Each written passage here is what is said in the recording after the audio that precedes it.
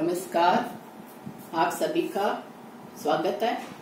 मैं इंदिरा सारस्वत, श्री कल्याण राजकीय कन्या महाविद्यालय सीकर। आज हम रीतिकाल के प्रसिद्ध कवि देव का ऋतु वर्णन पढ़ने जा रहे हैं। हमारी पंक्तियां इस प्रकार है। डार द्रुम पलना बिछोना नव पल्लव के, सुमन झंगोला सोहे तन छवि भारी दे। पवन झुलावे केकी कीर बतरावे देव, कोकिल हलावे उलसावे कर तारी दे। पूरित पराग सो उतार करे राई लोन, कुंद कली नायिका लतान सिर साड़ी दे। मदन महीप जू को बालक बसंत ताही, प्रातः ही जगावत गुलाब चटकारी दे। कठिन शब्द देख लेते हैं हम पहले। द्रुम से तात्पर्य है वृक्ष, पलना झूला पालना, नव पल्लव नए नए पत्ते, सुमन से तात्पर्य पुष्प, झंगोला बालक का वस्त्र झबला ऊपर जो पहना हुआ है बालक ने। तन छवि भारी दे, छवि सौंदर्य। केकी मोर, कीर से तात्पर्य है तोता। कुंद एक पुष्प है। इसी प्रकार से मदन से तात्पर्य है कामदेव। महीप शब्द का अर्थ है राजा इत्यादि। तो चलिए हम अब इस कविता की व्याख्या शुरू करते हैं। डार द्रुम पलना बिछोना नव पल्लव के, सुमन झंगुला सोए तन छवि भारी दे। यहाँ कवि देव बसंत ऋतु का वर्णन कर रहे हैं। तो बसंत को कामदेव रूपी राजा का पुत्र बताया गया है कि बसंत जो है कामदेव रूपी राजा का बालक है।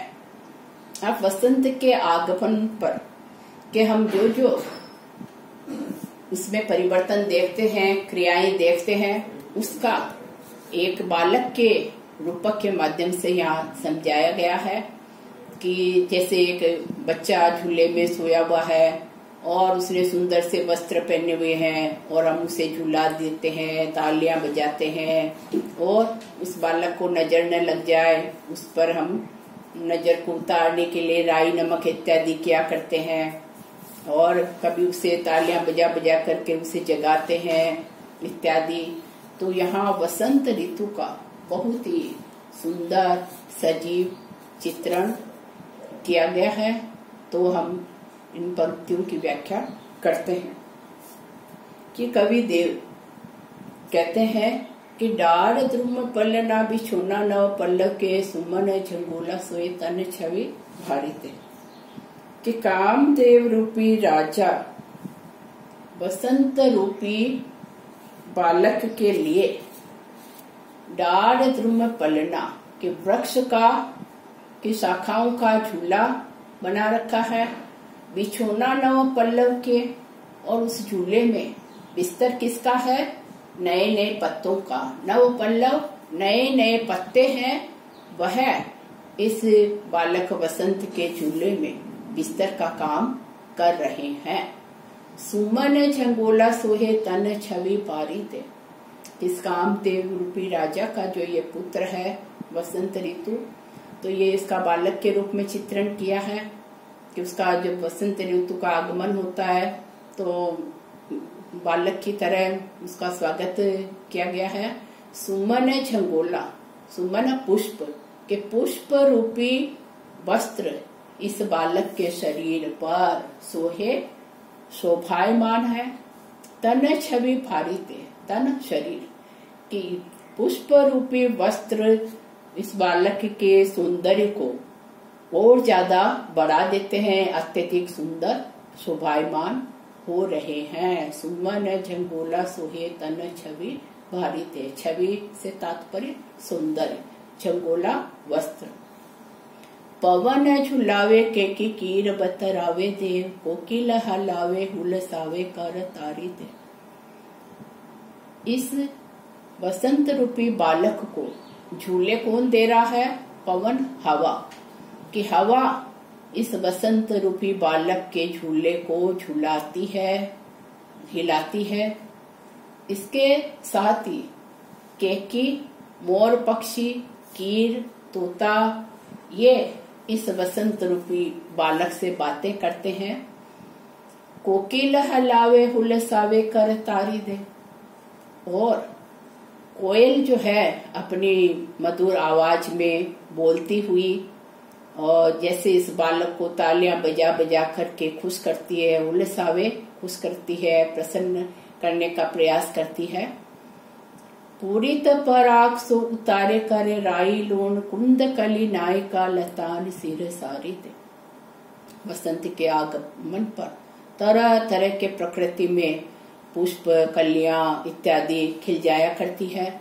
तो एक पुष्प है कुंद, जिस पर सफेद फूल आया करते हैं।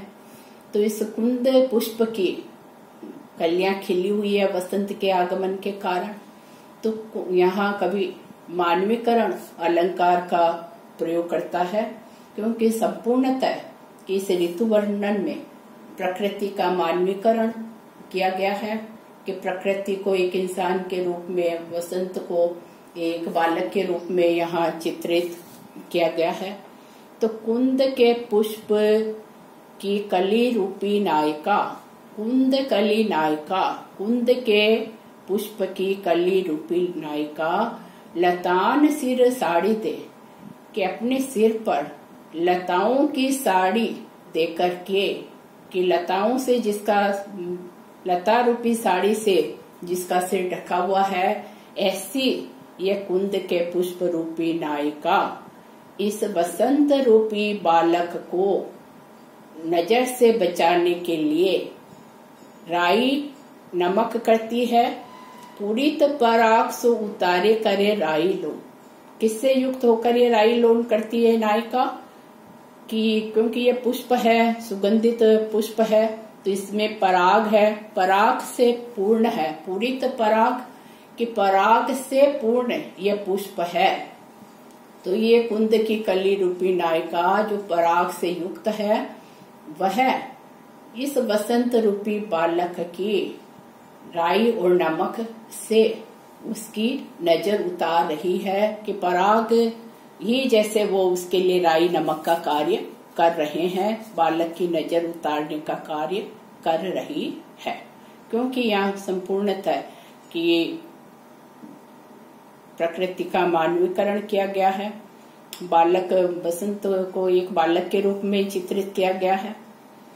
मदन महीप जुको बालक बसंत ताही, प्रातः ही जगावत गुलाब चटकारी दे। मदन कामदेव, महीप से तात्पर्य राजा, कामदेव रूपी राजा का यह पुत्र है वसंत। बालक वसंत ताही, कि कामदेव रूपी राजा के पुत्र वसंत को सुबह सुबह जगाने के लिए, क्योंकि वह राजा का पुत्र है, तो जगाना उसके लिए भी राजा का विशेष वो बालक है, तो उसको जगाने के लिए कि मानो गुलाब के पुष्प चटकारी देकर के, कि प्रातः प्रातः जो गुलाब के पुष्प चटक के उसकी कलियां खिलती है, तो गुलाब का चटकना सुबह सुबह वह जैसे चटकारी के साथ इस वसंत रूपी बालक को जगाने का कार्य करते हैं।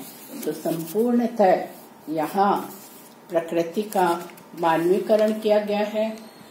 वसंत ऋतु का बहुत ही सुंदर एवं सजीव वर्णन किया गया है।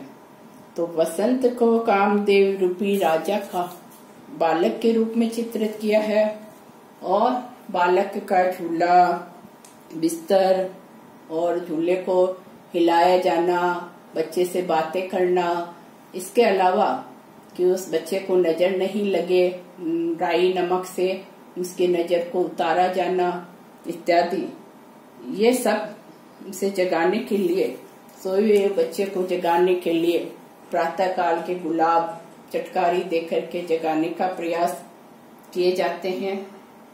इन सब को एक छंद के माध्यम से, एक छंद के रूप में कवि वर्णन, बहुत ही सुंदर वर्णन किया है और अपनी कौशल का कवि देव ने यहाँ परिचय दिया है। यहाँ हम अलंकारों के रूप में हम देखें तो मानवीकरण अलंकार का प्रयोग हुआ है। संपूर्णतः प्रकृति का मानवीकरण किया गया है।